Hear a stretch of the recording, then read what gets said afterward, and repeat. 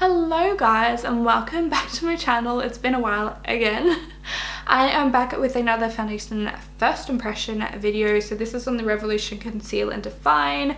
These are one of the only videos regarding makeup that I still enjoy doing. So I was actually pretty damn excited to give this guy a go. So if you want to know how it went on my skin, then please keep watching. The shade I decided to try was F10. I'm not positive if this is going to match because there was no tester for this shade. There was only a tester for like either side of it, and one was too light and one was too dark. So this is the one we're going for. Okay, so a little bit about the product just from what it says on the bottle. Conceal and Define Full Coverage Foundation. And that is all it says. That's literally it. I kind of wish they put something a little bit more descriptive on the bottle. At least something to do with like what type of finish it has, what type of skin it's for. Would make it a little bit more helpful for people that are buying it, because you can pick it up and be like, oh, this isn't going to be good for my skin type, or it will. So okay, so I did try and pull the lid off because I was positive it was a pump bottle for some reason, but it's not. It's actually one of those like giant... that noise though. This is gonna be way too dark for me. Oh no, it's too dark. Shit. It has a massive doe foot applicator. It smells like it smells like poison. Let's see. Oh no. Damn. Oh shit. I don't understand because the one below it was like way too light. This is... okay guys. I'm pretty sure they have a decent color range, but the color range in stores is not the greatest. Because yeah, the one down from this was too pale, and this is like a massive jump. I don't even want to mix in anything with it because then it defeats the purpose of the review. I'm just going to try and blend that in and just see, because it might tone it down a little bit. It's so pink on my skin. Oh my god, I've never matched so bad. I mean, it's not, now that I've blended it out, it's not too bad, but it's definitely way too pink for my skin. My bad, my bad. It has such a strong kind of scent to it, but it's not really the most pleasant scent. It definitely smells like your like cheaper style of foundation. But in saying that, I have heard so many good things about this foundation, so I'm really excited to try it. It does blend out really well. Like, it doesn't set super fast on the skin, so I can blend it out for a minute. Colour is actually not too bad. It's just definitely just a bit off. Are you right, Jess? Are you trying to get my attention by like smashing my room? What are you doing? I must say it has 10 out of 10 sound effects.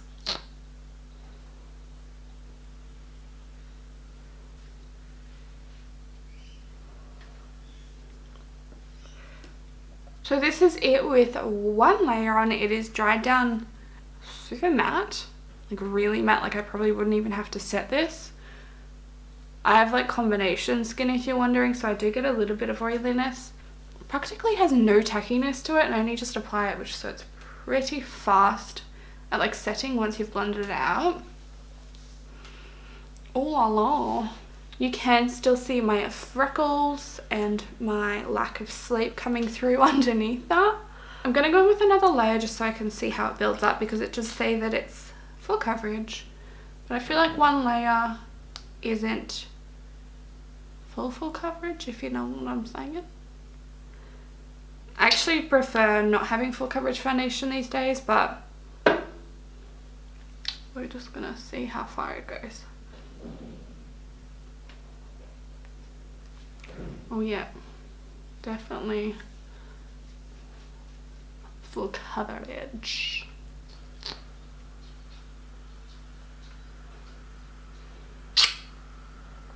Jesus Christ, it's like the loudest foundation I've ever owned. If I was to wear this, I probably would have stopped at the first layer because I don't really like full coverage these days. but it still is really, really stunning on the skin if you ignore the fact that it's a little bit of a wrong colour. Just a little bit. Because it does call itself, what does it call it again? Conceal and define. I'm guessing that means that it's like a 2-in-1 like foundation concealer because of the coverage. Oh my god. I'm gonna just put a little bit underneath my eyes. I usually avoid putting foundation underneath my eyes because I find it just gets too thick when I go with concealer. But today we're just gonna go for it and take it nice and thick. This is why I stopped filming YouTube videos. That covered really well actually. You see, before I looked like I've been punched in my eyes multiple times. Ooh. Ah.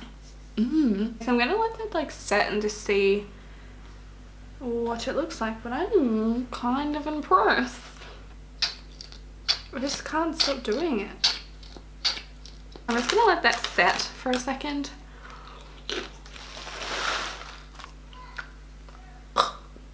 I bought these new like Coke energy drinks. I don't recommend. It's bloody disgusting. I feel like the rest of my face is almost, sorry, I have chips on my teeth now. I feel like the rest of my face is almost dried down to like almost a powder finish, but it doesn't have that kind of like powdery finish, if you know what I'm saying. Probably not. No. Okay. It feels like I'm wearing powder, but I'm not wearing powder. Someone just turned on their leaf blower. I don't know if you guys can hear it though. I'm just going to chuck on a little bit of concealer. I know that Revolution do have a few concealers, but you guys not made of money and I'm on a budget at the moment, so we're just going to use the concealer that I already have. I'm just going to pop some underneath my eyes and see how it goes with having another full coverage product on top. This one is the L'Oreal Infallible. Absolutely love that concealer. I'm just going to blend that out. Oh, okay, why do I look good? I haven't seen myself with full coverage in like months. That's probably why I'm thinking I'm looking pretty nice right now. So I've been looking like a scab for the entire year. Actually kind of really liking the finish. It looks very like airbrushed and velvety. It still has like a glow, but it definitely does not need to be set. And that is coming from someone who has combination-ish skin.